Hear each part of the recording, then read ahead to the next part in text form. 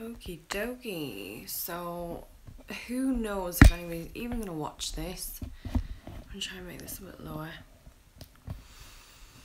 I know I'm live, but I tried to do this video so that I could edit it and do it as an actual video. Don't mind me, I got up, Arlo and I had breakfast, etc. Played a bit, watched a bit of TV, and I've put him down for a nap. But somebody in one of the groups on Facebook that I belong to has posted saying that, you know, his son cries all the time and he's 10 weeks and he won't go at the toilet, he screams, he has reflux, he's this, he's that, and everything like that. And if I'm honest, I was like, it sounds like your kid has cow's milk protein allergy, which is what Arlo has. And I cannot tell you how incredibly difficult this was when Arlo was a baby. Basically, he's going to be 1 in like 3 weeks time or something. But the story goes, he was born via C-section, and he was born on the 24th of August last year, 2016, and he was everything was fine. He had rapid breathing, they kept an eye on that, and he was fine, he was good. And basically we came home, so he was born on a Wednesday, we came home on the Thursday night, and literally by the Sunday I was beside myself. My milk was coming through, my boobs are huge. It felt like needles. I felt like he was sucking needles through my nipples to try and breastfeed. It was so painful. And I was like, oh, this is absolutely horrific. And I literally didn't know what to do. And I tried everything. I was always online and, you know, like asking questions and, you know, getting all advice from different people. And basically, he was crying all the time and he wouldn't latch, but he would latch for a bit, then he would feed for a bit, then he wouldn't. And day 3 we were like, we need to supplement him with some formula because he's not feeding, he's not, you know, he's not getting enough. I'm pretty sure of it. And our friends came over to meet him and bought us a breast pump, and I tried Express and I was getting like an ounce, 30 mils at the most. It was horrendous. And I was doing manual pump on the one side, electric on the other, swapping over, trying to feed him. At the same time we were formula feeding as well, and it was horrific. It was so bad. And basically he would scream, like cry like insane, and sleep for ages, like 12, I think he would sleep for like 20 hours a day, but the time that he was awake he was so bad, with crying and stuff like that. And yeah, it was really bad. And well, it got to a point where day 5 after having him back home, the midwife came round, and because we'd requested another midwife come around, and we'd had midwives before and stuff, and one midwife they was like trying to like squeeze my boob, and they were like squeezing my boob so hard, like one of the midwives actually bruised my boob, you know, to like try and get him to latch and whatnot. And then this older lady came around, and I needed somebody who was older, who was straight to the point, you know. And she was awesome. And she was like, you know, she rang a colleague and she's like, can you see to my next lady? She said, because I'm trying to get this baby to breastfeed, and this babe just won't take the boob. That's exactly what she said. This babe won't take the boob. And I was like, yeah, he won't take the boob, and it's a friggin' nightmare. And I don't know what to do because I want to breastfeed, and you know. And it's just like, what do you think to his colour? And I was like, well, I think he's jaundice. I think he's got jaundice. Other midwives said he looks fine. One of them noted that his colour was ruddy.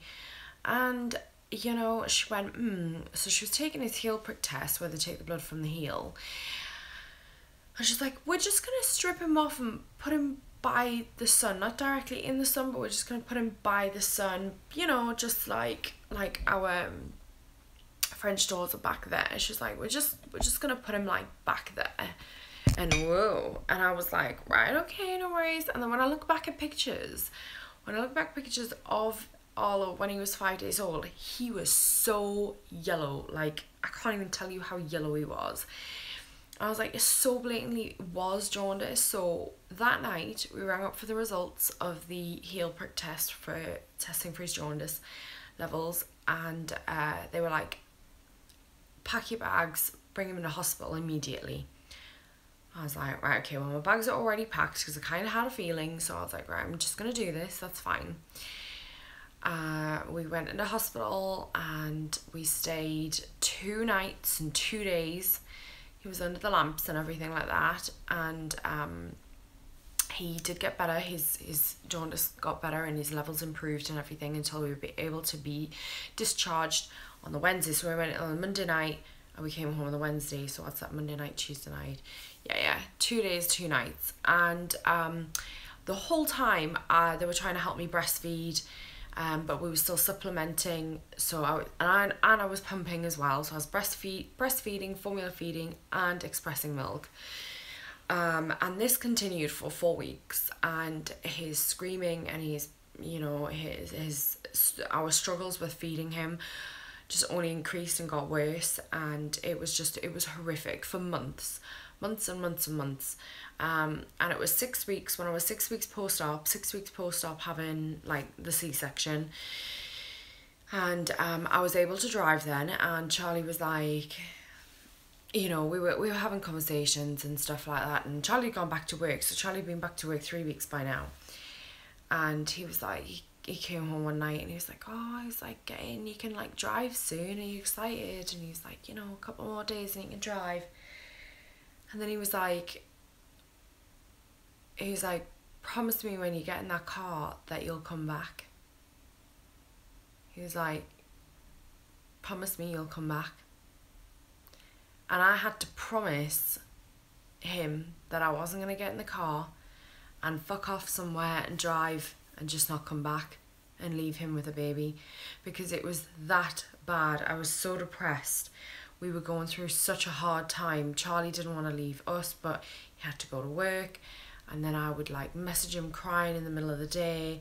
And it was just horrific. It was so bad. And I cannot explain how I feel for parents who have kids with undiagnosed cow's milk protein allergy. It is the most horrific thing. I made a video, I filmed it the other day, and I got so distraught, so emotional, and I don't know if I'll post it.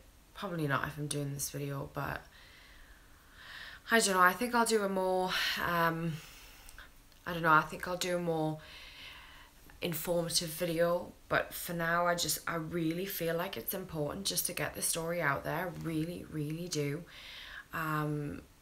because so many people are struggling right now and they don't even know what is wrong with their kid. So in any case, we kept on we were calling 111 in the middle of the night. We were going to the hospital at 4 a.m. We were constantly at the doctor's. And eventually my doctor gave up. He went, well, I don't know what it is. I give up. I don't know. He went, I'll try and make an appointment with a paediatrician. And I was like, you're going to try and make an appointment with a paediatrician for me? Because you don't know what the hell's wrong with my kid. And I'm telling you that I had cow's milk protein allergy. I was allergic. 2 seconds. I'm going to try and rejig myself here. I was like, I'm trying to like lean it on here, but it's not working.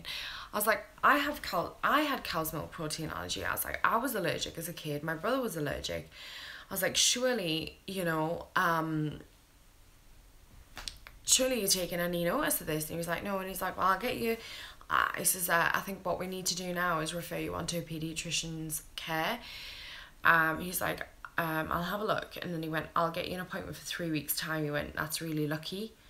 That's really early. And I was like, are you having a laugh? I've got to spend 3 weeks with this kid. And I have absolutely no idea what the fuck is wrong with him. I literally want to kill myself. I want to get in the car and fuck off and never come back. My husband's, well, he was my fiance at the time, is absolutely beside himself trying to keep it all together. You know, my parents, my son's grandparents are, you know, also worried about us and stuff.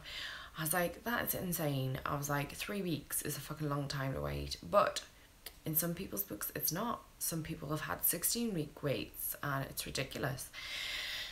So in any case, we got through the next 3 weeks. I went to see the paediatrician, and by this point he was already on cow's milk, like an alternative, sorry. So what happened in the meantime within those 3 weeks was I went to go and get Arlo weighed. And so what you do is when you get to the clinic, you strip them off layer by layer so that by the time it comes to getting them fully naked to get on the scale, they're not freaking out because, oh my god, I'm all of a sudden naked and freezing cold. So, oh god, I'm tired. Oh, this is what happens when you have a kid. So he's just had a nappy on, and I said to his health visitor, I was like, oh, I'm really sorry, he's just had a poo. You know, I was like, I'll like clean him up and whatnot. And he went, no, he says, just bring him over, you know, just give him a wipe, put him on the scales and put a clean nappy on him there, that's fine.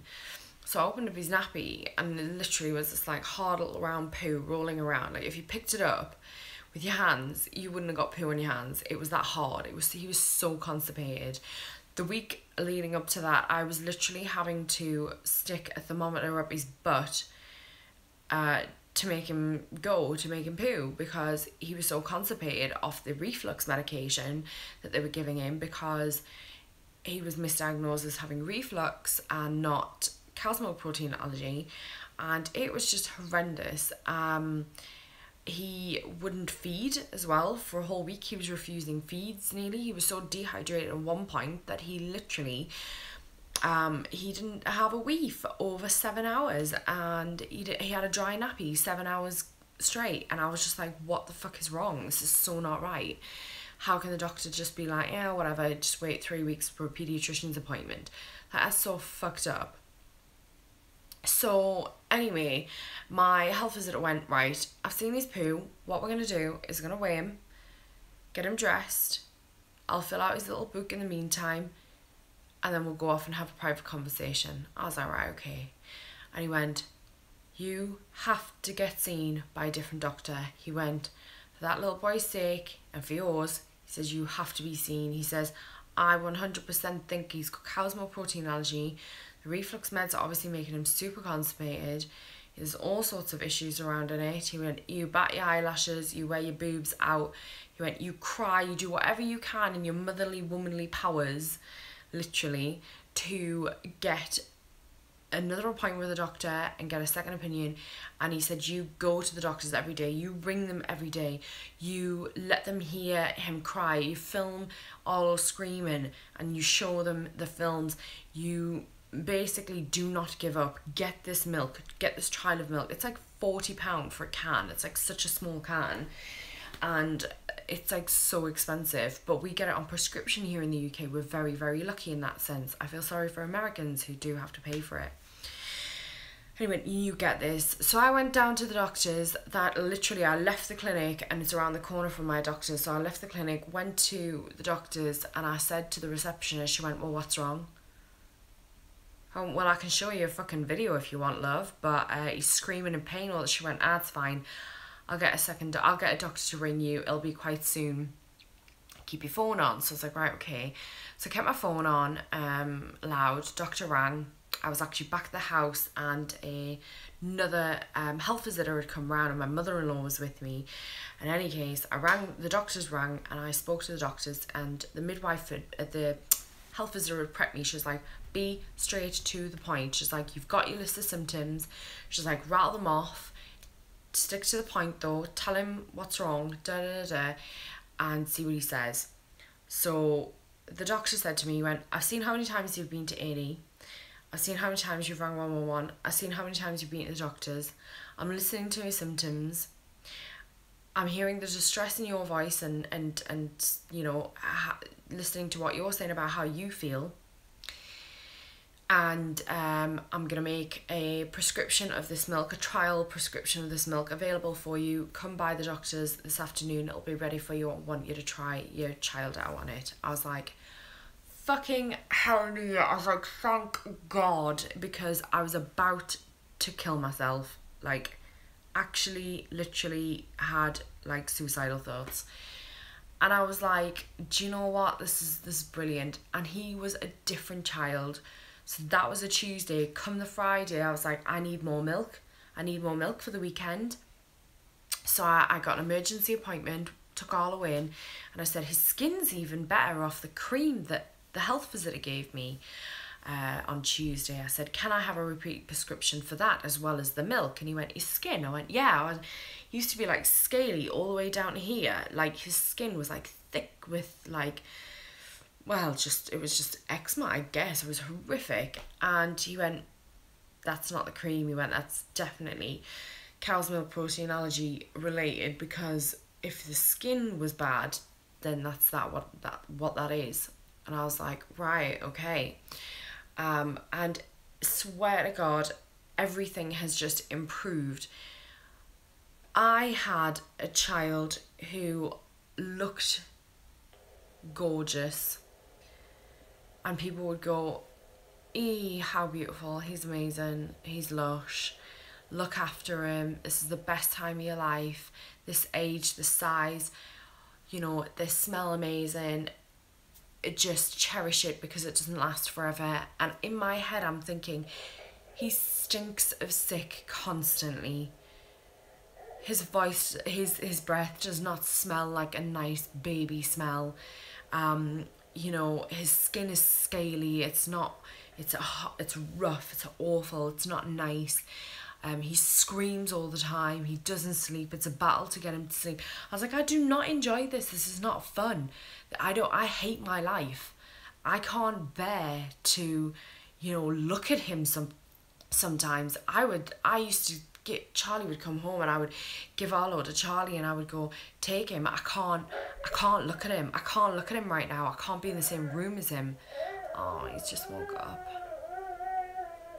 He's woke up from his nap. We'll go up. I'll take you guys up.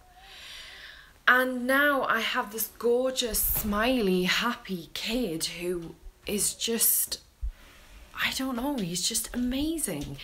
He's learning so much. He's so clever. He's doing all these things. And I just think it's just absolutely phenomenal. Like, he's just amazing. You can hear him. Wait.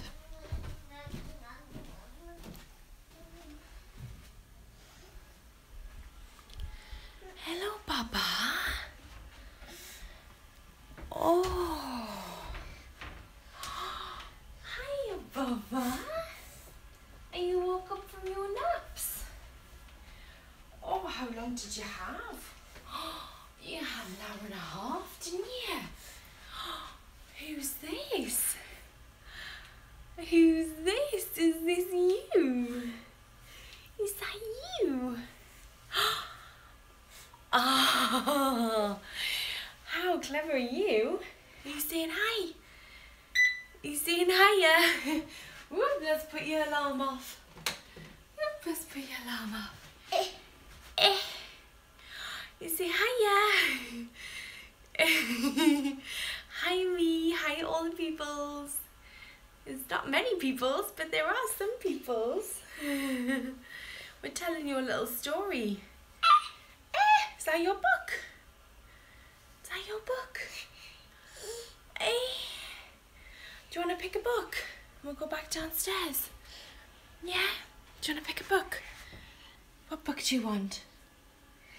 You don't want a book. You do. You're going to pick Wild Animals. Rah! Oh, he's a clever boy. Oh, it's bright. Yeah! We got the same face.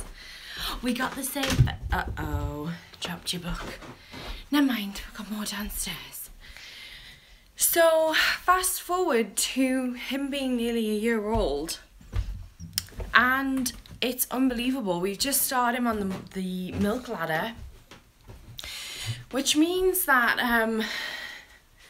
well, it means that he can have small amounts of milk products. It's all controlled, and let's see, where should we go?